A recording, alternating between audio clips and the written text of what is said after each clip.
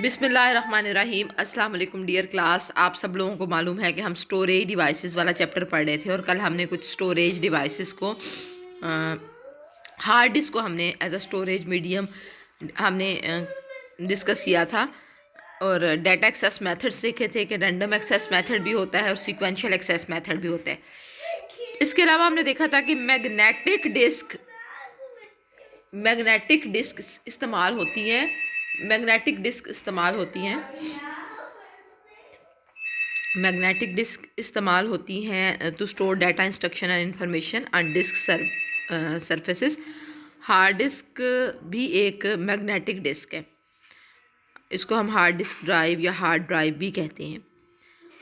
अक्सर personal computer में कम से कम एक हार्ड डिस्क होती है और हार्ड डिस्क हमारे पास जो है वो बहुत सारी सर्कुलर डिस्क से मिलके बनी होती है। वो सारी सर्कुलर डिस्क कंप्रेस होती हैं। सर्कुलर डिस्क का एक पूरा सेट प्लेटर कहलाता है और उसके ऊपर रीड और राइट हेड होते हैं दोनों साइड्स पे। ये हार्ड डिस्क कंटिन्यूसली रोटेट करती है यहाँ तक कि वो डाटा जो हमने रीड या राइट करना होता है वो रीड या राइट हेड के नीचे आ जाता है। प्लेटर्स जो होते हैं हार्ड डिस्क के बहुत स्पीड में मूव करते हैं और उनकी जो स्पीड है वो रेवोल्यूशंस पर मिनट में मेजर होती है। यूज़र जब चाहे हार्ड डिस्क पे डाटा रीड और राइट कर सकते हैं। डिस्क के ऊपर डाटा लिखने से पहले उसको फॉर्मेट करना पड़ता है। फॉर्मेट को आप यूँ समझें कि क्रिएट करने का प्रोसेस है, ट्रैक्स और सेक्टर। हार्ड डिस्क हमारी इस पे मुश्तमिल है सर्कुलर डिस्क पे। हर सर्कुलर डिस्क पे फर्दर आप समझें जैसे दायरे लगे हुए हैं छोटे छोटे, ये दायरे ट्रैक्स कहलाते हैं। ठीक है, आप लोगों की बुक के पेज नंबर 208 पे पिक्चर भी होगी जिससे आपका कंसेप्ट मज़ीद क्लियर हो जाएगा। ये सर्कल्स जो हैं वो ट्रैक कहलाते हैं। और जिस तरह से आप पिज़्ज़ा कट करते हैं वैसे पिज़्ज़ा का अगर आप एक स्लाइस कट करें तो that is called sector. Her sector में आमतौर पे 512 बाइट्स होती हैं। दो या दो से ज़्यादा सेक्टर्स मिलके क्लस्टर बनाते हैं और क्लस्टर ही हमारे पास सबसे छोटा यूनिट कंसीडर होता है स्टोरेज का। हार्ड डिस्क की परफॉर्मेंस को हम मेजर करते हैं सीक टाइम पे। इसका क्या मतलब होता है? सीक टाइम का क्या मतलब होता है? हार्ड डिस्क हमारी कंटिन्यूसली मूव कर रही है, हार्ड डिस्क के ऊपर रीड और राइट हेड है। वो टाइम जितनी देर में हार्ड डिस्क मूव करते हुए उस पोजीशन पे आ जाए कि जहाँ से हम डाटा रीड करना चाहते हैं हमारा रीड और राइट हेड उसके ऊपर आ जाए। फिर एक स्पिंडल स्पीड होती है, जिसे ट्रांसफ़र परफॉर्मेंस भी कहते हैं, जिस पे ड्राइव डाटा को ट्रांसफ़र करती है। उसके बाद लेटेंसी है कि जितनी देर में रीड एंड राइट हेड पहुंचता है अपनी मखसूस जगह पे। आज का हमारा टॉपिक है फ्लॉपी डिस्क। फ्लॉपी डिस्क अब ऑब्सोलीट हो चुकी हैं, बस कंप्यूटर लिटरेचर में अब ये एक पार्ट के तौर पे रह गई हैं। हल्की फुल्की डेफिनेशन शक्ल दी हुई आप सामने देख रहे हैं। फ्लॉपी डिस्क हमने अपनी स्टूडेंट लाइफ में सारी ज़िंदगी डाटा को फ्लॉपी डिस्क पर ही कैरी किया है। इसको डिस्केट भी कहते हैं। थिन प्लास्टिक डिस्क होती है, मैग्नेटिक मटेरियल से कोटेड होती है, प्लास्टिक जैकेट के अंदर होती है। सबसे पहले IBM ने इंट्रोड्यूस करवाई थी। बहुत इसने मकबूलियत हासिल की क्योंकि पोर्टेबल स्टोरेज मीडियम था। इसमें आप डाटा डाल के इसको पॉकेट में या पर्स में डाल के एक जगह से दूसरी जगह आसानी के साथ लेके जा सकते थे कि पहला पोर्टेबल स्टोरेज मीडियम था, इसलिए it was very much popular. लेकिन ये बहुत कम अमाउंट में डाटा को स्टोर कर सकती हैं। डाटा एक्सेस की स्पीड भी बहुत ही कम थी और ये ख़राब बहुत जल्दी हो जाती थी। 3.5 इंच की छोटी सी हार्ड डिस्क होती थी, ख़राब बहुत जल्दी हो जाती थी, इसलिए अब ये ऑब्सोलीट हो गई हैं। ये हम सारे पढ़ रहे थे मैग्नेटिक डिस्क। अब एक और डिस्क होती हैं ऑप्टिकल डिस्क। ये रिमूवेबल स्टोरेज होती हैं। इनमें CDs, DVDs, ब्लूरेज डिस्क वगैरह शामिल होती हैं। इनमें डाटा को रीड करने और राइट करने के लिए लेज़र बीम्स इस्तेमाल होती हैं। लेज़र आप सब लोगों को पता है, आपने मैट्रिक में या FSC में पढ़ा होगा, light amplification through stimulated emission of radiation. Laser beam जो होंगी वो डिस्क के ऊपर डाटा को राइट करती हैं और एक ही ट्रैक में जो है वो डाटा स्टोर करती हैं। और आप सब लोगों ने ये देखी भी होगी ज़रूर, CD DVD हर बंदे ने देखी होगी। आम तौर पे डेस्कटॉप में या लैपटॉप कंप्यूटर में एक ऑप्टिकल ड्राइव होती है। CD ड्राइव होती थी पहले, आजकल DVD ड्राइव होती हैं।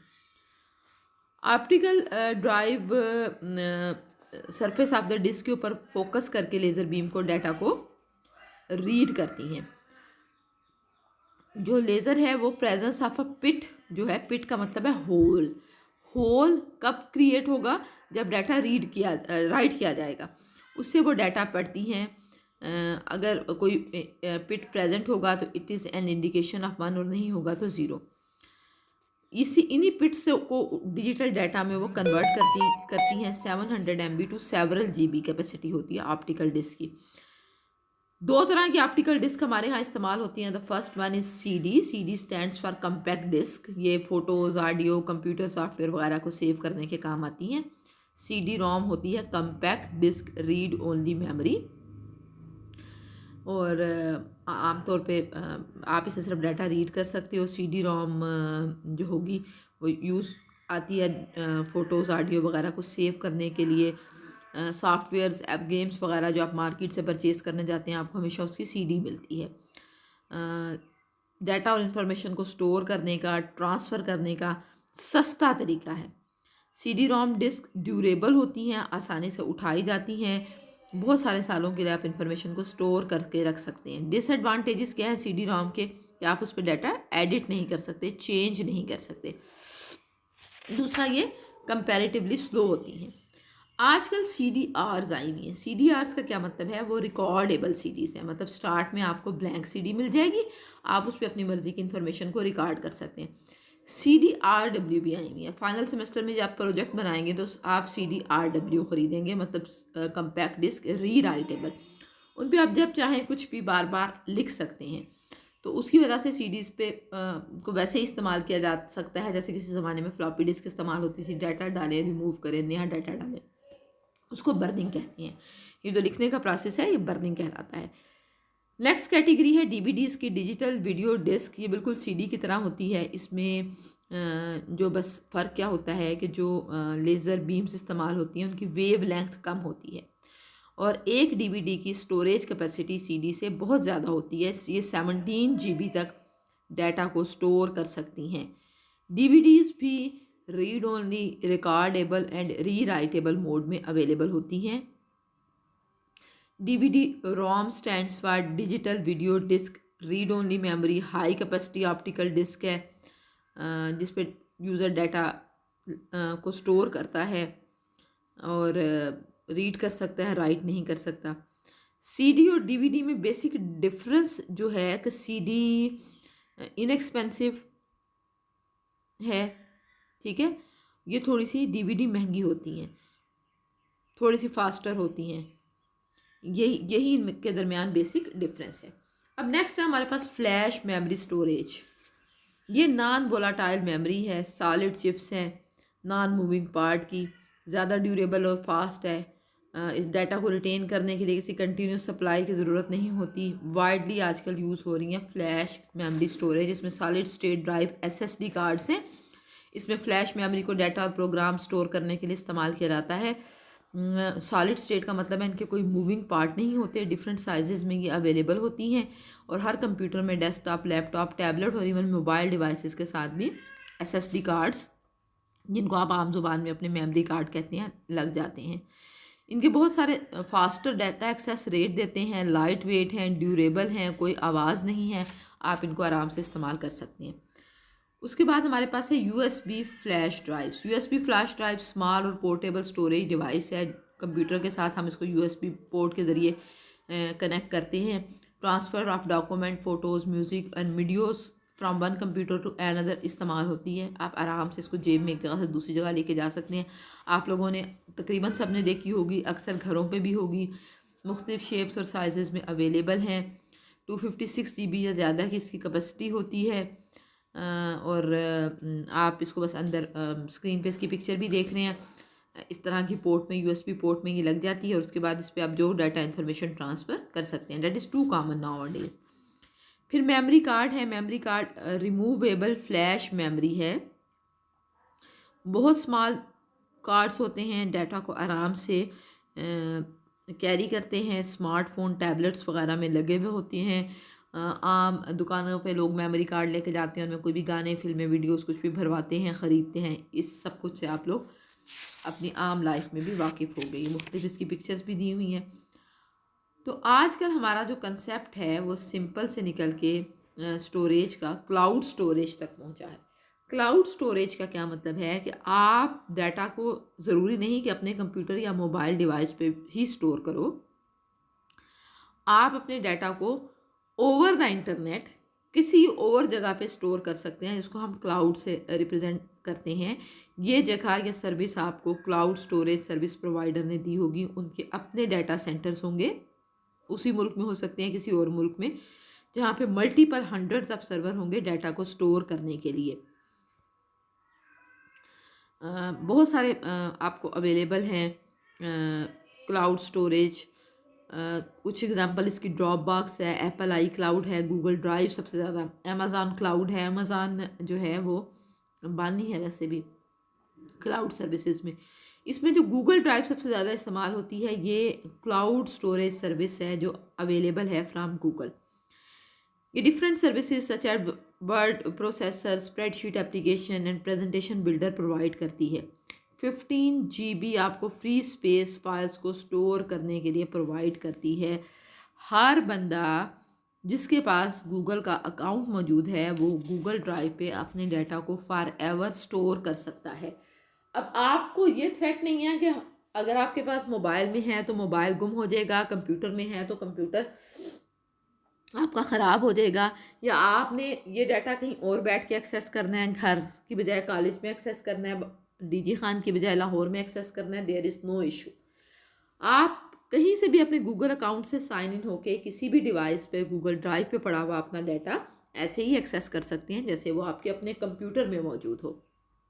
That is cloud storage. मतलब फिज़िकली आपके अपने डिवाइस में वो चीज़ मौजूद नहीं है, बल्कि वो रिमोटली आपने किसी सर्विस प्रोवाइडर की सर्विसेज इस्तेमाल करते हुए सेव की है और हस्बे ज़रूरत आप उसको अवेल कर सकते हैं। इस चैप्टर में से एक और कंसेप्ट फिर आपने पढ़ना है, दैट इज़ रेड। रेड का मतलब है रैंडम अरे ऑफ इंडिपेंडेंट डिस्क। मतलब आप मल्टीपल हार्ड ड्राइव्स लें और उनको आपस में कनेक्ट करें और सेटअप करें इस तरीके के साथ कि परफॉर्मेंस कंप्यूटर की बढ़ जाए और कंप्यूटर इसको एक ही डिस्क स्टोरेज के तौर पे इस्तेमाल करें। आमतौर पे रेड हम अपने पर्सनल कंप्यूटर में, घर के कंप्यूटर में, ऑफिस के या कॉलेज वगैरह के कंप्यूटर में इस्तेमाल नहीं करते, बल्कि हम क्या करते हैं, जहाँ पे बड़े सर्वर होते हैं, हाई परफॉर्मेंस कंप्यूटर चाहिए होते हैं, वहाँ पे हम रेड की टेक्निक इस्तेमाल करते हैं। ये बहुत रिलायबल होती है लेकिन थोड़ी एक्सपेंसिव होती है। रिलायबिलिटी ऑफ डाटा के लिए रेट सिस्टम मुख्तलिफ टेक्निक इस्तेमाल करते हैं। सबसे सिंपल टेक्निक लेवल 1 मिररिंग है। इसमें क्या किया जाता है, हर डिस्क के साथ एक उसकी बैकअप डिस्क होती है। बैकअप का क्या मतलब होता है कि हम उस डाटा को स्टोर करके रखते जाएं ताकि अगर हमारे ओरिजिनल डाटा में कोई प्रॉब्लम आ जाता है तो हमारे पास उसकी एक कापी मौजूद हो, हमारा डाटा ज़ाया ना जाए। यही स्टोरेज डिवाइसेस में से चैप्टर चीज़ें थी जो हमने करनी थी। बाकी उसमें कुछ नहीं है ऐसा ख़ास। एक जो है डिस्क पार्टीशन का टॉपिक होगा पेज नंबर 224 पे। ये आप थोड़े से कर लेंगे कि आपके पास जब हार्ड ड्राइव आती है तो आप उसकी फिज़िकल कैपेसिटी को डिवाइड कर देते हैं। मतलब फिज़िकल कैपेसिटी को डिवाइड क्यों दीवारें खड़ी करके नहीं करते, बल्कि लॉजिकली उसके हिस्से बना देते हैं। उनमें से हर हिस्सा पार्टीशन या वॉल्यूम कहलाता है और हर वॉल्यूम एक इंडिपेंडेंट ड्राइव के तौर पे एक्ट करता है और एक लॉजिकल ड्राइव कहलाता है। आमतौर पे local disk C, local disk D, local disk E इस तरह से होते हैं। आप अपनी मर्ज़ी से कोई भी नाम रख सकते हो। लोकल डिस्क सी या सी ड्राइव जो होती है वो आमतौर पे हमारे पास किस लिए इस्तेमाल होती है, सेव करने के लिए किन चीज़ों को, आपका अपना बैकअप वगैरह, सॉरी जो आपके पास होता है, जो आपने ऑपरेटिंग सिस्टम की फ़ाइल्स को सेव करने के लिए इस्तेमाल होती हैं। ऑपरेटिंग सिस्टम आप लोग पढ़ चुके हो, सारे ऑपरेटिंग सिस्टम से वाकिफ़ हो, तो ऑपरेटिंग सिस्टम को सेव करने के लिए इस्तेमाल होती हैं। ये दो फाइल सिस्टम है, थोड़ा सा इनका आपको दो पहली जो आपकी फ़ाइल्स थी वो फैट सिस्टम पे इस्तेमाल होती थी। ये यूज़र लास्ट को कोई सिक्योरिटी प्रोवाइड नहीं करते थे। अब हमारे पास NTFS है। बल्कि छोड़ें, आप लोग इस टॉपिक को छोड़ दें, NTFS और फाइल ये रहने दें। बस अब आपने इस चैप्टर में से क्या क्या टॉपिक्स करने हैं। स्टोरेज डिवाइसेस का चैप्टर है, स्टोरेज क्या होती है, ठीक है। आप यहाँ से स्टार्ट करेंगे, basic unit of storage, random access और sequential access method, magnetic disk, उसमें हार्ड डिस्क आप करेंगे। इसमें से हार्ड डिस्क की सबसे ज़्यादा इंपॉर्टेंट है। फ्लॉपी डिस्क की डेफिनेशन करेंगे। फिर ऑप्टिकल डिस्क में सीडी और डीवीडी आर इंपॉर्टेंट, ये करेंगे। बाकी फ्लैश मेमोरी वगैरह की आप डेफिनेशन देख लेंगे, क्लाउड स्टोरेज की आप डेफिनेशन देख लेंगे। तो इस तरीके के साथ आपका स्टोरेज डिवाइसेस वाला जो है वो कंप्लीट हुआ टॉपिक।